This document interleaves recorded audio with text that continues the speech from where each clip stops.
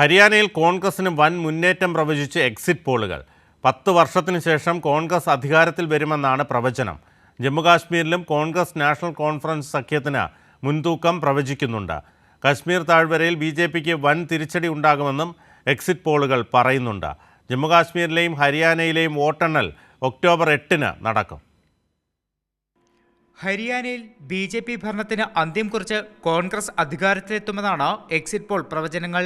Republic ടിവിയുടെ exit poll 90 അംഗ സഭയിൽ കോൺഗ്രസിന് 62 സീറ്റുകൾ വരെ പ്രവചിക്കുന്നു.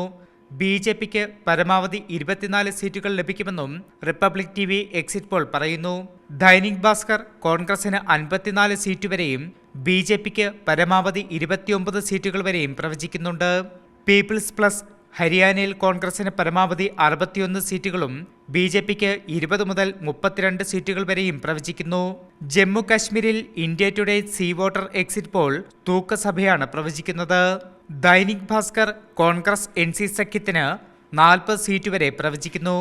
ഇലക്ട്രൽ എഡ്ജ് സർവേയിൽ BJPക്ക് 33 സീറ്റുകൾ വരെയാണ് പ്രവചനം. ജമ്മു മേഖലയിൽ BJP നേട്ടമുണ്ടാക്കുമെന്ന മിക്കവാറും എക്സിറ്റ് പോളുകൾ പറയുമ്പോൾ കാശ്മീർ താഴ്വരയിൽ കോൺഗ്രസ് നാഷണൽ കോൺഫറൻസ് സഖ്യം വൻ മുന്നേറ്റമുണ്ടാക്കുമെന്നും BJP തകരുമെന്നുമാണ് പ്രവചനം. ജമ്മു കാശ്മീരിൽ 3 ഘട്ടമായി നടന്ന തെരഞ്ഞെടുപ്പിൽ 63.88% പോളിംഗാണ് രേഖപ്പെടുത്തിയത്. കൈരളി ന്യൂസ്, ദില്ലി.